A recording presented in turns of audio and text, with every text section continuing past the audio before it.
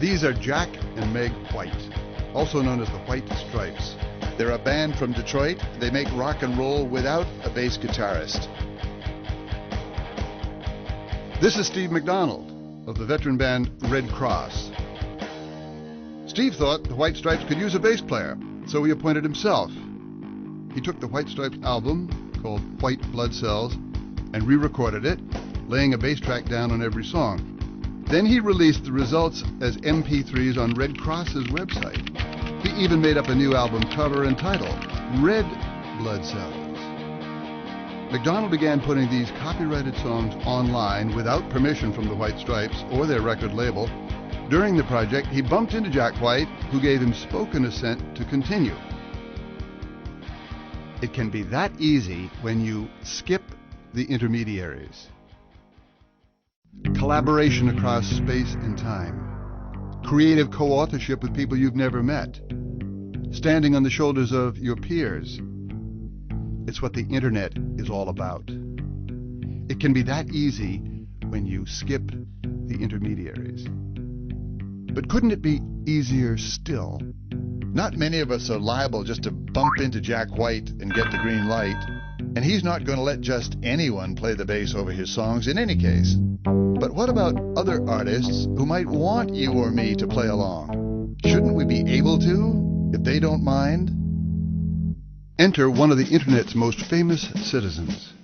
A face familiar the world over, a public identity rivaled only by a handful of corporate giants and global superstars, the Big Copyright C. Everyone knows what Big C stands for.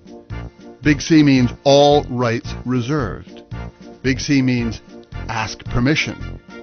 Big C protects copyright owners and notifies the rest of us of their ownership.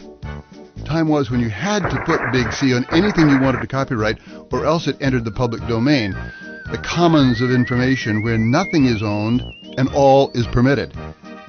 You had to put the world on notice to warn them. That was Big C's job, and it was a useful one. What changed? The law.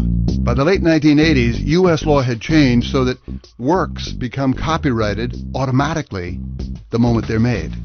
The moment you hit save on that research paper, the second the shutter snaps closed, the instant you lift your pen from that cocktail napkin doodle, your creation is copyrighted, whether Big C makes a cameo or not.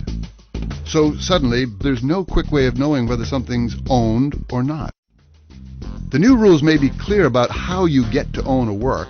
You don't have to do anything, but they say nothing at all about how you should go about announcing that you want to allow certain uses of your work. So what? Well, if you're a digital filmmaker whose every frame must be cleared by an army of lawyers before making the cut, or if you're in a band whose label won't let you put a song on a file-sharing network, or if you're a professor trying to put together online course materials, or if you're a DJ chasing down permission to use every snippet of song in your sonic collage, if you're one of these people, then you know, so what? We interrupt this brainstorm to call the lawyers.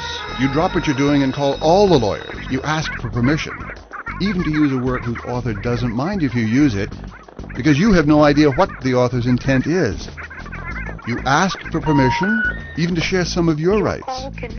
Or you venture forward unsure what your risks and rights are exactly.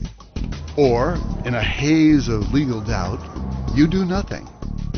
The bottom line, Big C is out of a job. The middlemen are not. Enter Creative Commons.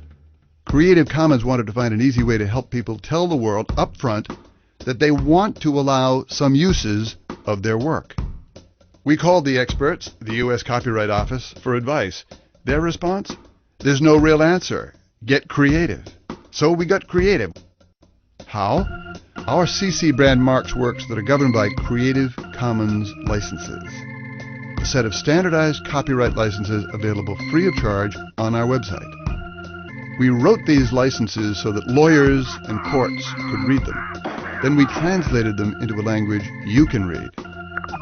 And then we translated them into a language computers can read. Now, CC isn't meant to compete with copyright, but to complement it. It allows you to retain your copyright while granting the world permission to make certain uses of it upon certain conditions. If the big C is like a red light, then CC is a green light. If the big C says no trespassing, the double C says please come in. If the big C says all rights reserved, CC says some rights reserved.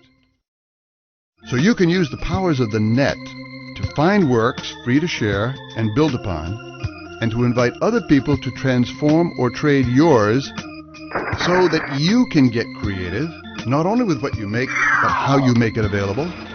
So you can collaborate across space and time. So you can be a co-author with someone you've never met. So you can stand on the shoulders of your peers, all without asking permission, because permission has already been granted. Creative Commons. Get creative. It's easy when you skip the intermediaries.